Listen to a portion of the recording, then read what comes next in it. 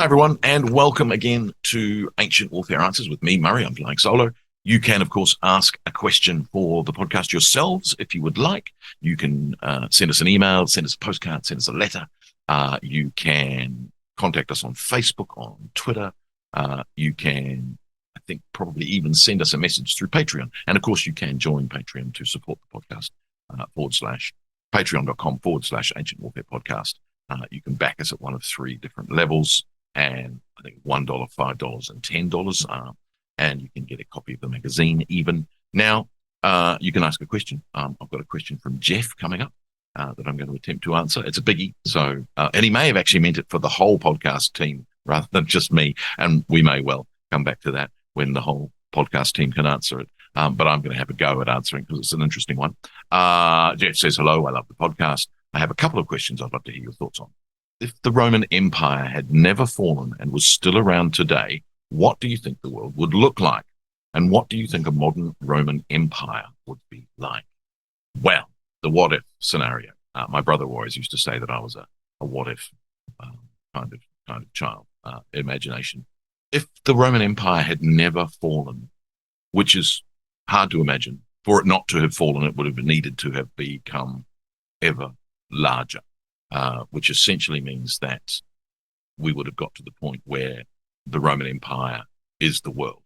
And so when we think in those terms, the land masses attached to the center of the empire in Italy and Europe would have been reached inexorably by the Roman Empire, which basically means that the Roman Empire would have conquered India, would have conquered Africa, and it would have conquered all of ancient Asia, all the way through to China.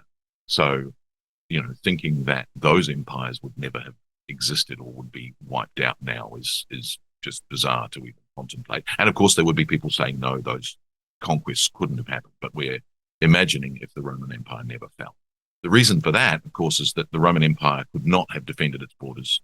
As the history of the late Roman Empire shows, there are continuing invasions across the Danube, across the Rhine, and even upwards in North Africa, and continual rebellions. So in that case, what you're looking at is you need to say, well, for those not to happen, the Roman policies would need to have changed, and it would have needed to have been conquest, pushing forward, conquering everything there was to conquer. But, of course, then you've got the interesting aspect, and I don't know what time scale we're looking at here, but let's imagine, therefore, that the Roman Empire is all of modern Asia, all of modern Europe, and all of modern Africa. Would the Romans have searched outside of those boundaries to find America, Australia? Maybe not, to be honest. We don't know, for instance, as they get down into Southeast Asia, and would they have hopped across to Japan? Would they have hopped across to the islands of Indonesia and then eventually into Australia? In the history of the discovery of those places, it's not island hopping that leads to their discovery. It's sea travel via seagoing vessels. Now, of course, the Romans don't have the same kinds of seagoing vessels that they have in the 15th, 16th century. Would they have developed them? We don't know. If the Roman Empire never fell, why would they need to? Interesting. So I think what you're going to find is that if we think of this amazingly what-if scenario, the Roman apparatus would have stayed the same. So you would have had coasting vessels. They would have sailed the Mediterranean, but they wouldn't have necessarily pushed out any further than was, the extreme. And even when you look at Pythias and things like that, they are not pushing beyond what their vessels were capable of. So the discovery of Thule and things, which we now think is either Iceland or, the islands above Norway, those are reachable by ships of the time. So we're not going to find Greenland. We're not going to have the Viking Age because those nations are going to be conquered by our never falling Roman Empire, which is, again, very almost impossible to contemplate. We'd all be speaking Latin and or Greek. Again, probably the language of the Roman military was Latin. And even though there was a Greek speaking East, what would happen in Africa or Asia or in the regions beyond the Rhine and the Elbe? Would there be a official Latin language and then Germanic, Asian languages, African language? We don't know. Probably those the official language of the Roman Empire would have remained Latin, we would have the Philhellenes within the Roman Empire speaking both Greek and Latin, and anyone from the conquered territories, which now includes this vast, half the earth, they would probably speak their own languages, but they would officially be speaking Latin, which is fascinating in itself. What else would be bizarre about a world where the Roman Empire never fell? So we don't have the discovery of North and South America. We don't have the discovery of Australia and or New Zealand or in the Antarctic. You've also got probably the perpetuation of Roman culture and the destruction of most other forms of indigenous culture. They would probably exist today in the same way that the archaeology of Britain and other areas of the Roman Empire do, where we do find traces of indigenous cultures that were supplanted by the Roman culture later, and aspects of gods and cult which incorporate some of that. We would have some of that, but a lot of the original cultural leftovers wouldn't exist in the same way that they do now. You would probably have Roman legions still existing. There'd be amphitheaters and Roman theaters everywhere. I don't know.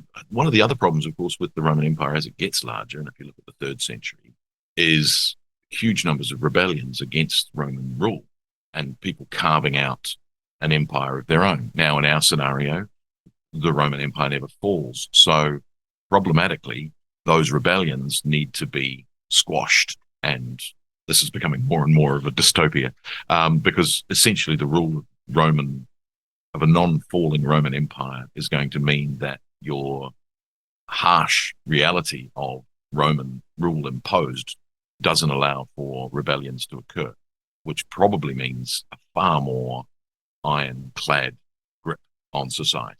So it's probably, unfortunately, going to become much more militaristic. The military is all. The military controls. It starts to look a little bit like 40K, doesn't it? With this god emperor on a throne in wherever they just choose.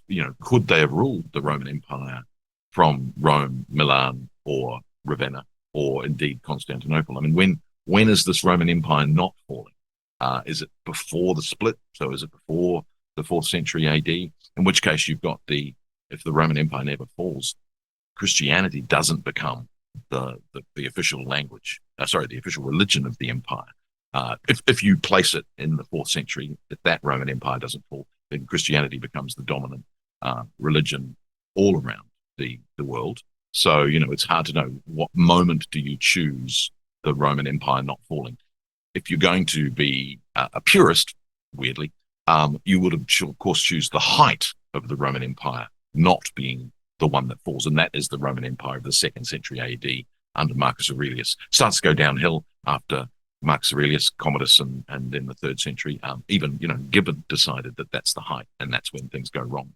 When Marcus Aurelius chooses his son Commodus rather than selecting the best candidate, which has happened for the 5 previous emperors. So if we choose that moment, that is the Roman Empire that doesn't fall, you've got a perpetuation of the traditional Hellenic religion. We're all worshipping Zeus and Jupiter, Zeus and Jupiter / the Roman and Greek gods. Christianity doesn't get a lift off. None of the other religions of the world get a lift off. The cultures of the other cultures of the world don't get any purchase. It's an imposed Roman and Greek culture. Philosophy is again, if it's Marcus Aurelius we're looking at, it's Stoicism and Neoplatonism, and those sorts of things become the dominant forces. All of the advances in philosophy thinking, art, teaching that happen in the Renaissance don't happen because the Roman Empire's innovations, because it's perpetual, don't need to happen at such a rapid rate. They can happen much, much more slowly. So even though it's a what if, and it's a big what if, it's a fascinating thing because many of the things we take for granted in the history of the last 2,000 years or 1,600 years wouldn't have happened in the way that happened. I think the problem is that the Roman Empire to exist today, it would be a harsh, dystopian, militaristic society, much like the dystopias that many science fiction writers think about. So it probably isn't worth thinking about, and the Roman Empire did fall, and we have the world we have. But it's a fascinating what if nonetheless. sort of ancient Roman science fiction, which is a bizarre thing. Anyway, I hope that comes close to answering your question. Thank you, Jeff. And we'll see you next time on Ancient Warfare Answers. Bye.